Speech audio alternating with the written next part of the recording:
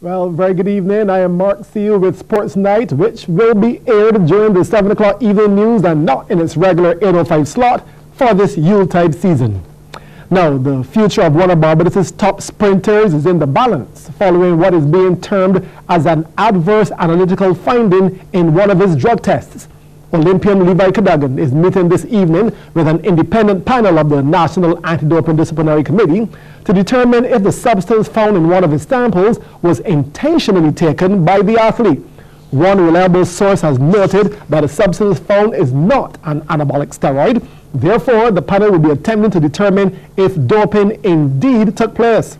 Now, there is no specific timeline for the panel to issue an official report after this evening's meeting. Cadogan, a sprinter in the 100 and 200 meters, ran at the Rio Olympic Games last year, while he also represented the country at this year's World Championships in London and also at the Worlds in Beijing back in 2015. West Indies remain on the back foot in the second test against New Zealand in Hamilton on this the start of the fourth day's play of that second test. Resuming their second innings about an hour and a half ago on 30-for-2 and chasing 444 for victory, the Windies were 80 for 5 a short while ago. Now, going back to yesterday on day 3, the Windies were eventually bowled out in their first innings for 221. Debutant Raymond Riffer was not out on 23, while Trent Bolt picked up 4 for 63. Now, batting in their second innings, New Zealand then piled up 291 for 8 declared to post that 444-run target. They were led by an unbeaten 107 from Ross Taylor. That was his 17th test century. The West Indies closed that day on 30-for-2. So let's now take a look at the day's highlights. The ball was swinging and creating trouble. That started this morning with Miguel Cummings. Pulls powerfully, way to the boundary. Oh, yes, sir. One down leg side. Nice shot, authoritative shot. Close, yes! It's very good.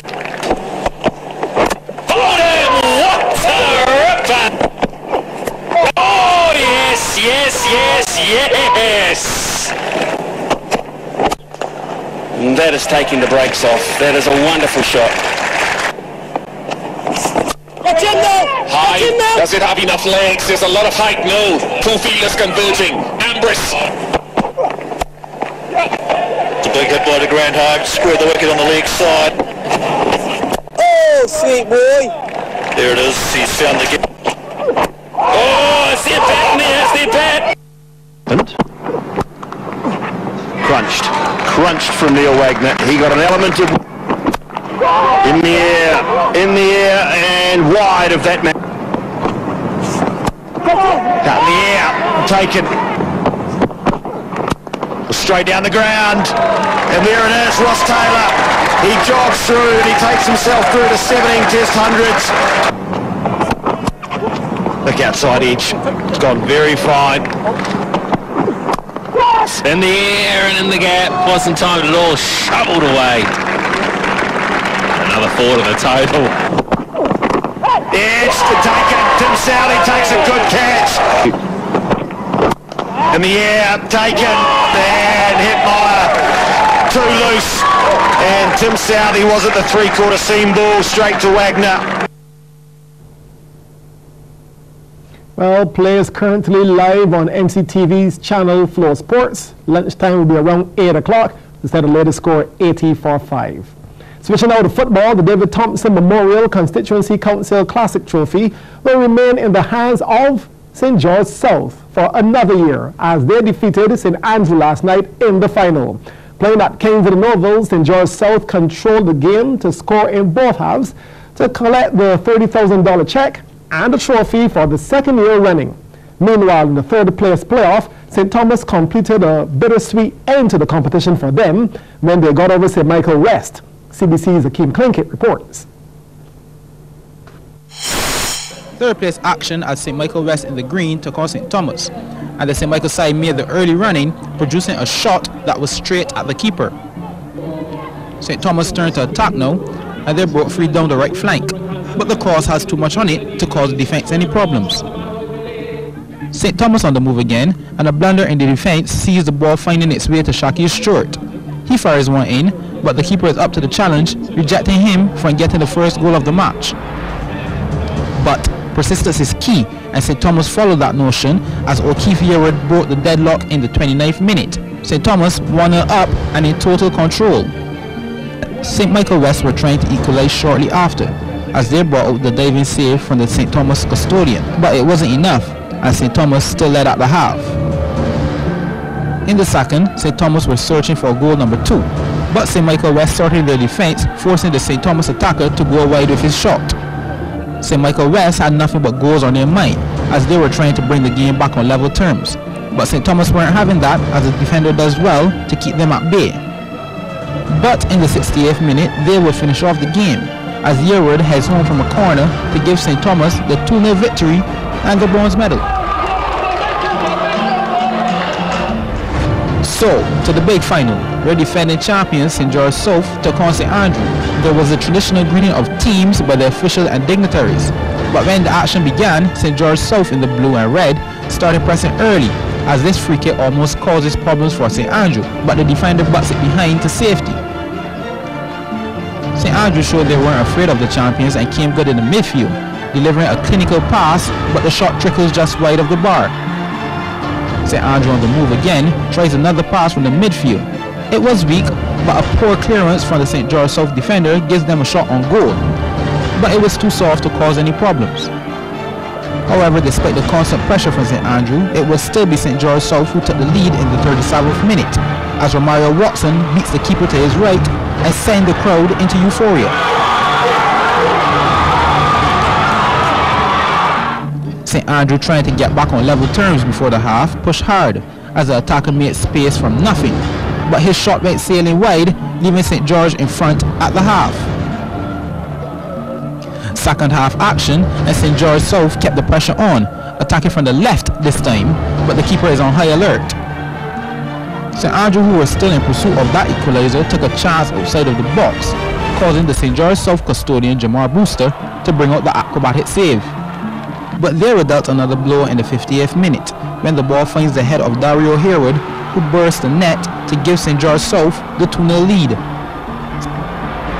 St. Andrew, basically down and out at this stage, tried to salvage some pride, but not being able to bring the ball into full control, sees the keeper take charge. They put all their effort into keeping the game alive, but were left short in the 86th minute when their captain Justin Wright received a second yellow to be shown red and sent off. So with them being down to 10 men, St. George South were allowed to close out the game quietly, to be crowned for the second time in the David Thompson Memorial Constituency Football Classic. Akeem Klinkett, CBC Sports. Barbadian surfing sensation Chelsea Tuac has claimed this island's first medal at the 13th Pan Am Surfing Games in Peru. Tuac scored a total of 14 points. That was 0.17 points more than the first place, Ornella Pellizzari of Argentina. But she had to settle for second place due to an interference call. Despite that significant hiccup, Chelsea was still overjoyed with the silver medal. Project X Waterboys of Scotland and Zion Sirens of the United States are the men's and women's champions of the Barbados Rugby World Sevens tournament played at the Frederick Smith School in Trains. Waterboys edged second place Atlantis men by 6 points to take the title with a total of 79 points, while Barbados Jet Blues finished bottom of the table in fourth place on 24 points. Now in the women's category, Sirens easily took that title with 84 points, 30 points clear of the second place Northeast Academy, while Belgium Pride finished without a single point. Now in the schools competition, Princess Margaret got the better of the lodge to take home that title. CBC's Sean Green reports on the schools final. In this school's third place playoff, we have Harrison College in the yellow taking on Combined Schools. Harrison College finding the key pass to gain the first points of the game. Combined Schools replied shortly after, squeezing through the defense and running away to the touchdown line to level the game. But College had their game plan all worked out, finding the passes and the space, then making it look easy, skillfully deceiving the defense to score another try. College proved to be the better team, defeating Combined Schools 5-3 to take the third place position. The final was contested between the Lodge and the White and Blue and Princess Margaret. Princess Margaret wasting no time getting the first points within seconds of the whistle, their number 7 player showing speed and determination. The boys from 6 rows knew that speed was their strength and washed through the defensive wall of the Lodge. A try was certain. Lodge were down 3-2 at the half, and an early breakthrough saw them level the game at 3 each. But Princess Margaret got the edge over the Lodge, taking the game 6-4 and the school's rugby title. All right, thank you very much, Sean. Just to give you that latest score, the West Indies 90-5. And that's Sports Night. Up next, the Business Report.